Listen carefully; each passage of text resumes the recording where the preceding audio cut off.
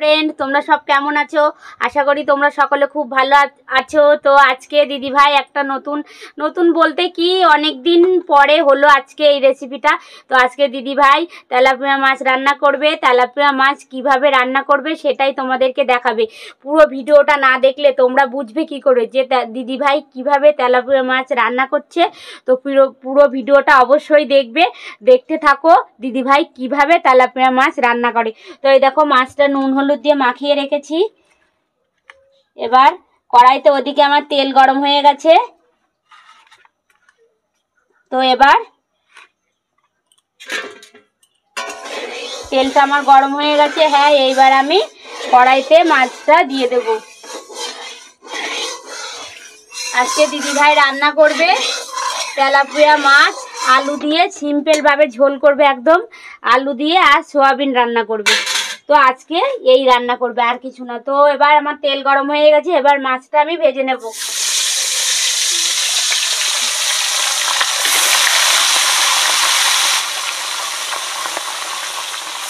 মাছটা আমার ভাজা হোক, দিদিভাইয়ের সঙ্গে দেখতে থাকো, দেখতে থাকো কিভাবে দিদিভাই রান্না করে। তো দিদিভাইয়ের সঙ্গে থাকো। মাছ ভাজা হয়ে গেছে।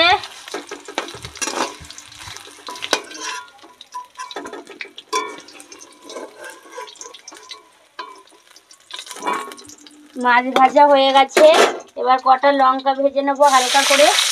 একটু লঙ্কাটা আমি সাদা তেলে ভেজে নিই, শুকনো লঙ্কা, তাহলে সেই লাল টকটকে ভাবটা হয় না। ওর জন্য আমি শুকনো লঙ্কাটা হালকা করে একটু সাদা তেলে ভেজে নিই। এদিকে মাছ ভাজা হয়ে গেছে। আমি ওই তেলেই এই যে জিরে তেলের পর দিলাম তেলাপিয়া মাছ রান্নার জন্য। এই দেখো আলু কেটে রেখেছি। এবার জিরেটা একটু ভাজা হলে, জিরেটা ভাজা হয়ে গেছে, এবার আমি আলুগুলো ছেড়ে দিলাম পিস করে। আর শুধুমাত্র আজকে কিন্তু আলু দিয়ে রান্না করব তেলাপিয়া মাছ। হালকা ঝোল করি, কেননা দাদাভাই একটু হালকা পাতলা ঝোল খাই, বেশি কিন্তু মশলা দিদিভাই দেয় না। তো আমার আলুটা ভাজা হোক, এদিকে আমি একটু মশলাটা দেখে নিই। আলু ভাজা হয়ে যাবে, এদিকে আমার মশলা করাটাও হয়ে যাবে। লবণ হলুদ দিয়ে দিলাম একটু হালকা করে। তো আমার এই যে আলু ভাজা হয়ে গেছে। এবার এই যে আদা বাটা, জিরে বাটা আর লঙ্কা বাটা সব একসঙ্গে বেটে নিয়েছি, এবার দিয়ে দিলাম। আমি কিন্তু হালকা মশলা খাই, বেশি মশলা খাই না, ওর জন্য বেশি মশলা কিন্তু আমি দিলাম না। একটু আদা বাটা, জিরে বাটা আর কাঁচা লঙ্কা বাটা দিয়েছি। তাহলে ভালো করে কষানো হোক মশলাটা, তারপরে জল ঢেলে দেবো। কিছুক্ষণ কষিয়ে নিই। এই যে আর কিছুক্ষণ কষবে, দেখো ভালো করে যত মশলা কষাবে তত কিন্তু খেতে আর একটু ভালো করে কষিয়ে নেব, তারপরে জল ঢেলে নেব। কষানো হয়ে গেছে, এবার জল ঢেলে দেবো। দেখো আমার ভালো করে কষিয়ে নিয়েছি, কিন্তু মশলাটা ভাজা হয়ে গেছে। এবার আমি জল ঢেলে দেবো। তো আমি তেলাপিয়া মাছেতে জিরে বাটা, আদা বাটা আর কাঁচা লঙ্কা বাটা দিয়েছি।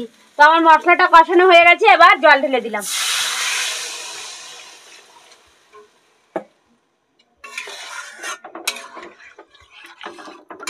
ভালো সেন্ট বেরিয়ে গেছে, মশলার সেন্টটা দারুণ বেরিয়েছে।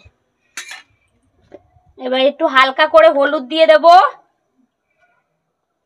লবণ দেওয়া আছে, ওর জন্য লবণ দেব না, শুধুমাত্র হলুদ দিয়ে দিলাম।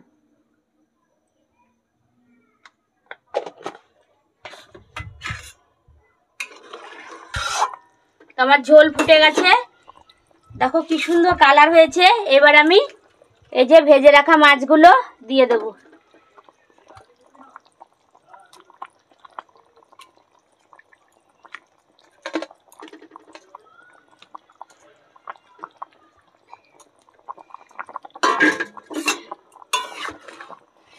এবার মাছ দিয়ে দিলাম, এবার কিছুক্ষণ ফুটবে, তারপরে ঝোলটা তো হয়েই গেছে। তো আমি ভিডিওটা কিন্তু আর বেশি বড় করলাম না, এখানেই শেষ করে দিলাম। তো এই যে আমি কিন্তু ভিডিওটা আর বেশি বড় করলাম না, মাছ দিয়ে দিয়েছি, আর কিছুক্ষণ ফুটবে তারপরে নামিয়ে ফেলবো। তো তোমাদের যদি এই ভিডিওটা মানে আমার যদি এই ভিডিওটা ভালো লাগে তো একটা কমেন্ট করে দিও, আর যদি তোমাদের এই ভিডিওটা ভালো লাগে তো